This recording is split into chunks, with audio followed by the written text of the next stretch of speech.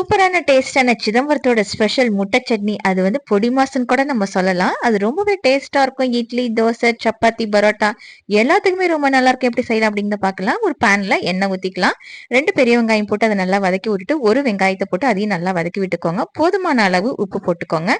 இஞ்சி பூண்டு விழுது ஒரு 2 டேபிள் ஸ்பூன் போட்டு அதை நல்லா வதக்கி விட்டுட்டு, இது கூட மஞ்சத்தூள், காரத்தூள், மல்லித்தூள், கரம் மசாலா, சிக்கன் மசாலா இது எல்லாத்தையும் போட்டு நல்லா வதக்கி விட்டுக்கலாம்.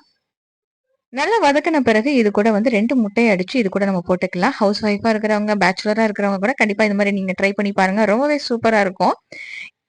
இதை வந்து நல்லா வதக்கி விட்டுக்கலாம். லைட்டா வதக்கின பிறகு அதுக்கப்புறம் திரும்ப 2 முட்டையை ஊத்தி நல்லா வதக்கிக்கலாம். அப்படியே கொஞ்சம் சொத சொதன்னு நீங்க எடுத்தீங்க அப்படின்னா சூப்பரா இருக்கும். இது கூட மிளகுத்தூள் போட்டு கொத்தமல்லி இலை போட்டு இறக்குனீங்க அப்படின்னா சொல்லவே வேணாம்.